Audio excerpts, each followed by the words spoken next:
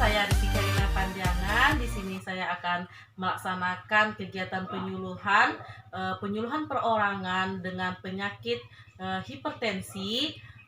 Di sini saya menggunakan leaflet sebagai alat bantu dan saya menggunakan video.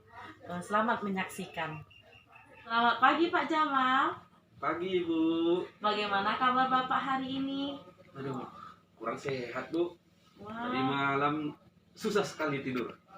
Begitu ya Pak. Pak, perkenalkan Pak, sebelumnya saya Rizky Karina Panjangan sebagai penyuluh kesehatan masyarakat. Saya datang ke sini mau melaksanakan penyuluhan terkait hipertensi Pak. Sebelumnya saya mau nanyakan, Bapak apakah penderita hipertensi? Iya, saya salah satu orang yang pernah menderita hipertensi Bu. Oh, biasanya tensi Bapak berapa Pak? Kalau saya cek itu kadang-kadang mau dia 140/90 Bu. Oh gitu ya, tinggi juga ya Pak berarti ya. Itulah dia. Keluarga Bapak ada riwayat hipertensi? Ada sebenarnya Bu. Itu bapak saya itu menderita hipertensi dan bahkan juga sampai stroke. Oh gitu ya Pak. Kalau misalnya Bapak kalau misalnya Bapak lagi hipertensinya lagi kumat ini kan Pak, apa yang Bapak rasakan? Tuh, sakit kepalanya berat, mual, kadang muntah sesekali Bu. Oh gitu. Terus apakah Bapak pernah disarankan untuk meminum obat? Sudah Bu, sudah pernah disarankan, cuman kadang kapan sempat ya saya minum, kalau nggak sempat kurang ini. Jadi sini kadang kurang percaya dengan obat sehingga tidak rutin untuk mengkonsumsi obat. Kadang kapan dia kambuh di situ saya minum, cuman kalau nggak kambuh ngapain diminum?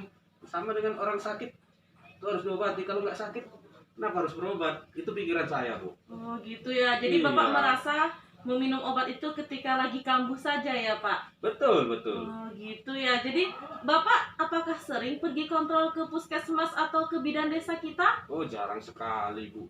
Manalah dibilang ya, ini di sini ya jarak pun bisa dikatakan cukup jauh. Pas saat kambuh itu cuaca pun nggak mendukung. Mobilisasi ke sana pun ya agak payah. Tunggu dulu angkot dari Medan baru bisa dapat kendaraan ke sana. Kalau nggak ada, kita nggak ada punya kereta Bu.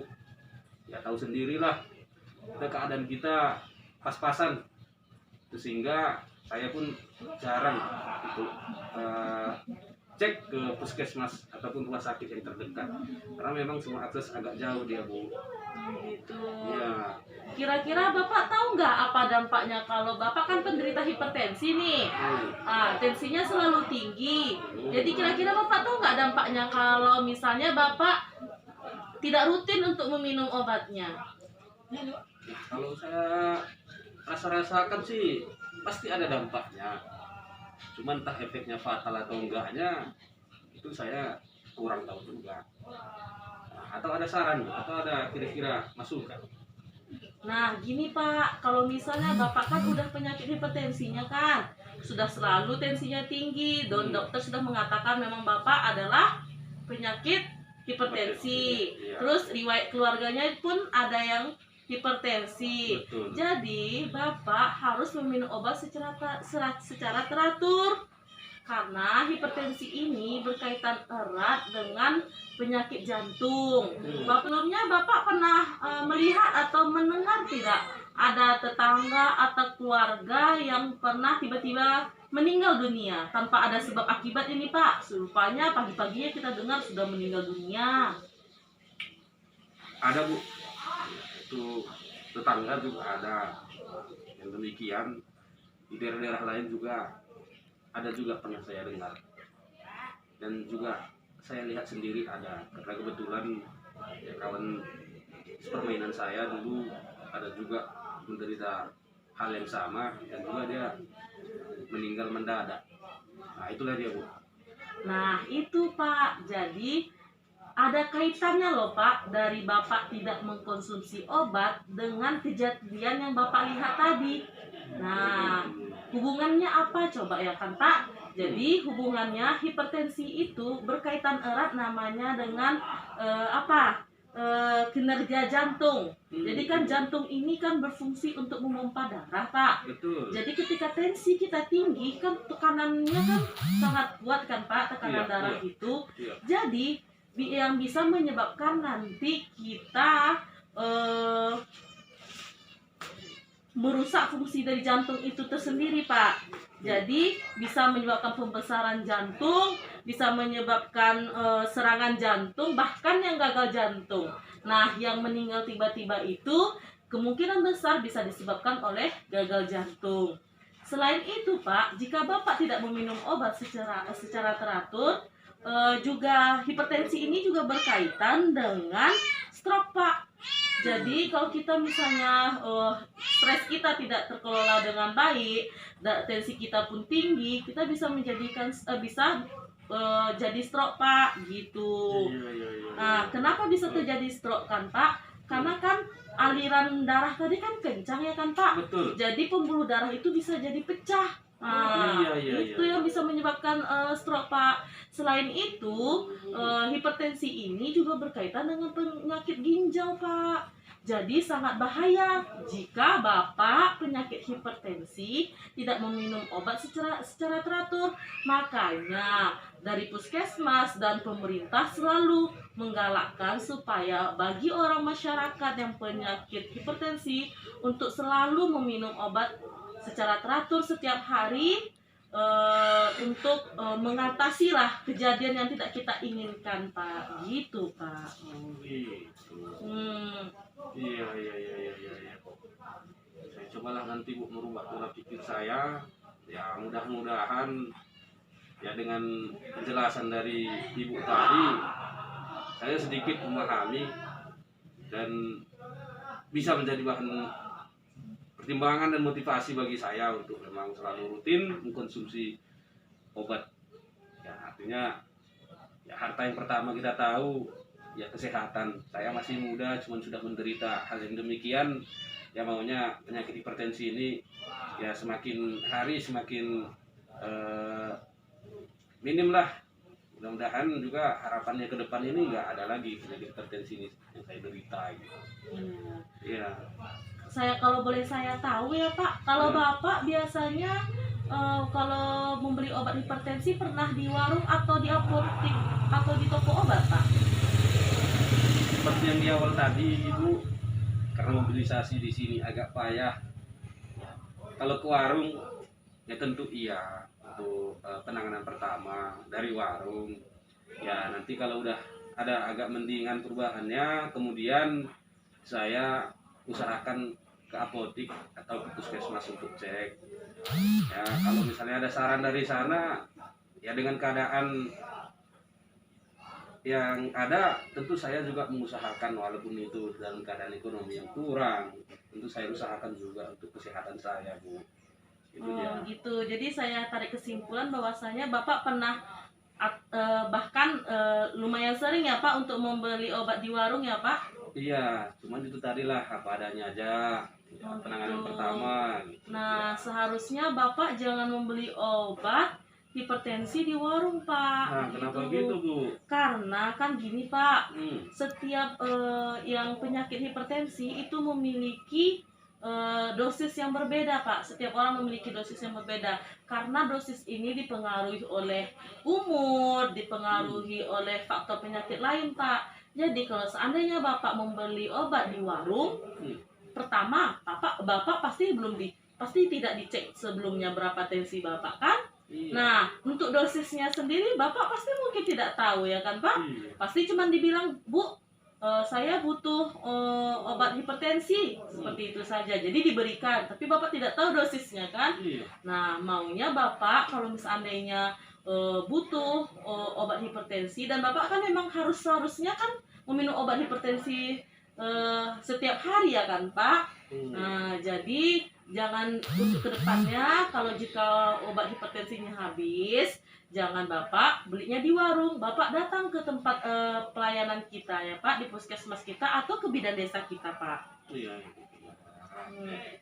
Nah, selain itu Bapak juga harus menjalani pola hidup yang sehat, Pak. Yang seperti apa itu? Nah, Bapak kalau misalnya makan, maunya jangan yang banyak mengandung lemak, jangan yang banyak mengandung santan, terus mengurangi kadar gula, terus mengurangi kadar garam, atau disebut juga dengan diet garam. Boleh saja Bapak memakai garam, tapi garamnya adalah garam yang beriodium, terus dengan kadar yang sangat sedikit. Jangan kan kita kan yang budaya kita nggak terlepas ya Pak, kalau nggak asin rasanya nggak enak ya kan Pak. Jadi Iya. dikurangi di diet garamnya, jadi lebih sedikit garamnya. Terus Bapak bisa apa, rutin berolahraga, entah Bapak keliling-keliling kampung kita, atau Bapak melakukan gerakan senam di rumah, atau aktivitas fisik lah Pak.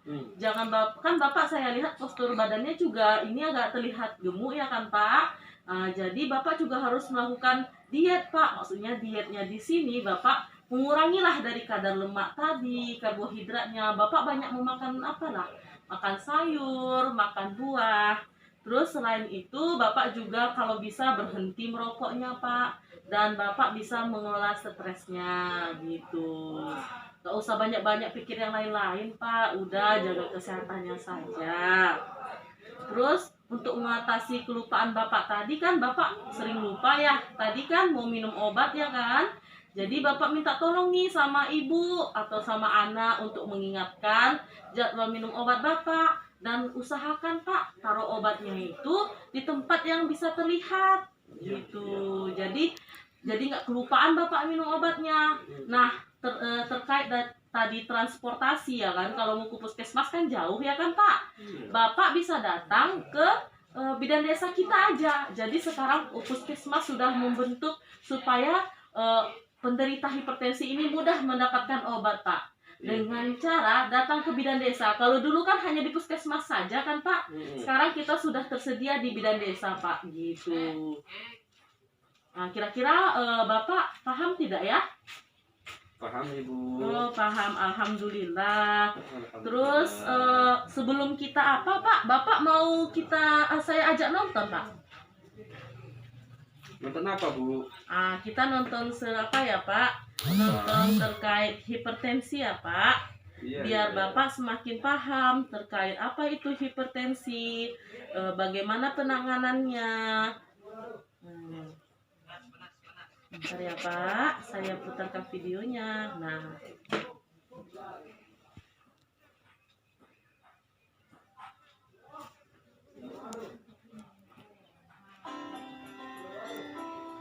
apakah yang dimaksud dengan hipertensi? Hipertensi adalah suatu keadaan di mana tekanan darah seseorang lebih dari 130 mmHg dengan minimal 2 kali pengukuran pada waktu tertentu. Tekanan darah seseorang diukur berdasarkan tekanan diastolik dan sistolik. Tekanan sistolik merupakan tekanan dalam pembuluh darah pada saat jantung sedang berdetak, sedangkan tekanan diastolik terjadi pada saat jantung sedang ditahan. Nah, ini loh Pak yang kita takutkan kalau lagi hipertensi Pak. Lebih besar Nah, atau sama tekanannya dengan lebih 130 cepat loh Pak. mmHg dan tekanan diastol lebih besar atau sama dengan 90 mmHg. Apa yang perlu diwaspadai dari hipertensi?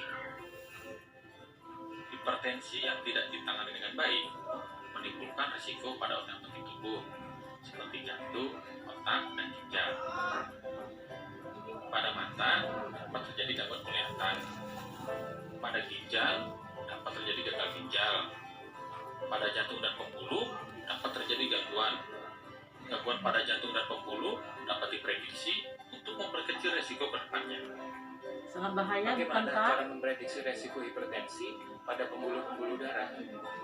Resiko tersebut dapat diprediksi untuk 10 tahun ke depannya dengan metode Framingham Risk Score yang memperhitungkan usia, jenis kelamin, berat badan, tekanan darah, merokok, dan diabetes, serta jika menderita hipertensi, apakah melakukan pengobatan atau tidak.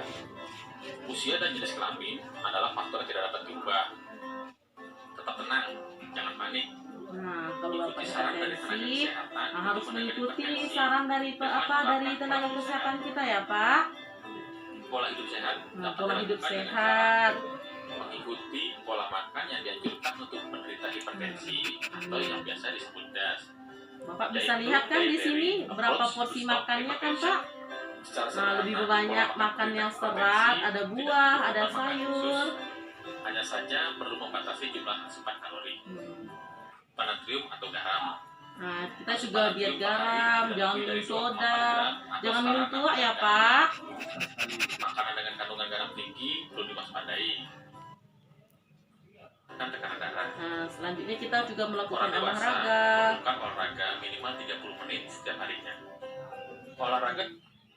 Olahraga secara rutin dapat membantu menurunkan tekanan darah 4 sampai 9 mm Hg. Berhenti merokok dan membatasi minum-minuman beralkohol dapat membantu menurunkan tekanan darah. Bahkan kunci keberhasilan mengontrol hipertensi. Ini Pak, nah, Jika pola hidup sehat belum cukup, minum obat yang teratur ya Pak. Kapan kita mulai minum obat? dapat mulai dilakukan jika tekanan darah seseorang melebihi dari 140 mm Hg. Secara umum, Bapak kan sudah selalu ya kan tensinya selalu tinggi kan Pak?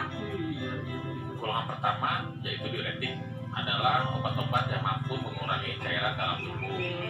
Contoh dari obat-obatan golongan ini adalah Oke furosemide. Pak, itulah videonya ya Pak. Saya harap Bapak bisa menerima penyuluhan ini dan bisa mengubah sikapnya untuk menjadi Bapak lebih baik lagi. Sebelum apa Pak, saya mau menyerahkan bentuk leaflet, nanti Bapak baca-baca ya, di sini ada terkait hipertensi. Oke, Bapak harus tetap semangat ya Pak untuk menjalani hidup walaupun Bapak ada hipertensinya gitu ya Pak. Ini leafletnya Pak. Oke. Terima kasih banyak ya, Ya. Bu, pencerahannya. Oke, sekian dari saya ya Pak. Terima kasih untuk waktunya. Sama-sama, Tetap Ibu. menjaga apa ya Pak? Tetap mematuhi protokol kesehatan ya Pak. Iya Ibu. Sampai jumpa. Terima kasih.